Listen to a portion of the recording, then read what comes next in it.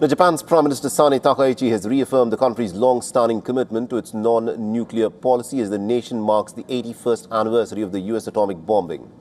The reaffirmation has come at a time when Tokyo is in fact undertaking its biggest defense build-up since the end of the Second World War amidst growing security challenges in the region.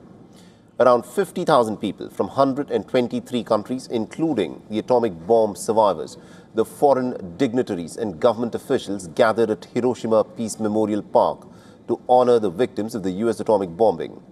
The ceremony commemorated the devastating attack that was carried out on the 6th of August 1945, when the world's first atomic bomb was dropped on the city. A peace bell tolled exactly at 8:15 a.m.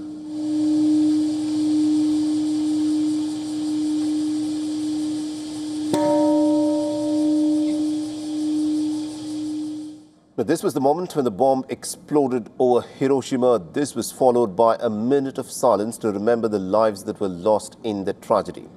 The Prime Minister Takaichi in fact laid a wreath at the victims' memorial cenotaph, paying the tribute to those who had lost their lives in the atomic bombing.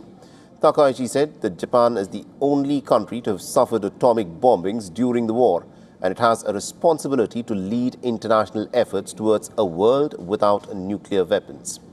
She's also vowed to continue practical initiatives under the Hiroshima Action Plan while upholding the principles of Nuclear Non-Proliferation Treaty. The devastation caused by the atomic bombings of Hiroshima and Nagasaki and the indescribable suffering endured by so many people must never be repeated. Japan firmly upholds the three non-nuclear principles. The ceremony comes as Japan is reviewing its post-war security policy as it prepares its updated national security documents later this year. And Japan's 2026 Defense White Paper cites growing regional threats, including China's military expansion, North Korea's missile programs, and also deepening Russia-China-North Korea cooperation. Now, Japan, in fact, advanced its largest post-war defense expansion with its first live-fire test of a US-made Tomahawk cruise missile. The missile was launched from the Congo-class Aegis destroyer JS Chokai during a Pacific Ocean exercise, marking a very significant development in Japan's defense policy. Now, Japan says that the enhancement of its defense capabilities is in response to a changing security environment, while also maintaining its commitment to nuclear disarmament.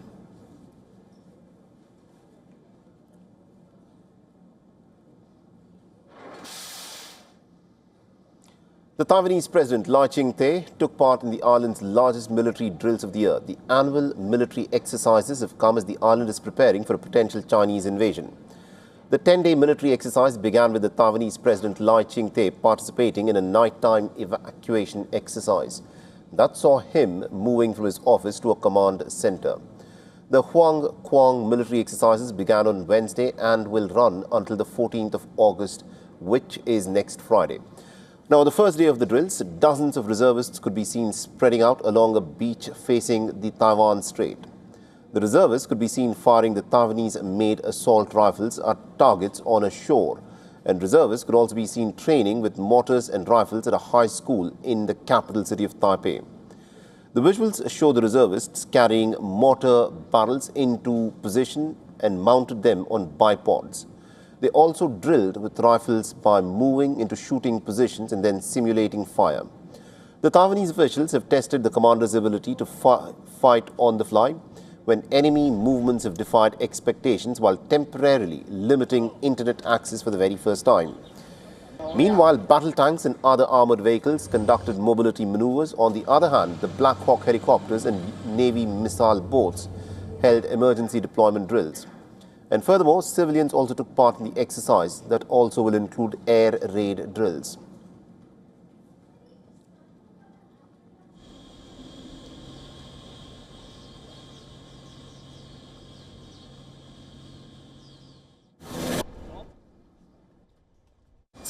As I was saying earlier, we live in a region where the possibility of war is very real. In circumstances like these, it's all the more important to carry out more drills and make the necessary preparations. Personally, I think that's extremely important. I think it's okay once a year, but it shouldn't be done too often. It's meaningless if it's done too frequently. The key is to provide enough public information and awareness so that people understand how it benefits us and why it's important. For all the latest news, download the WION app and subscribe to our YouTube channel.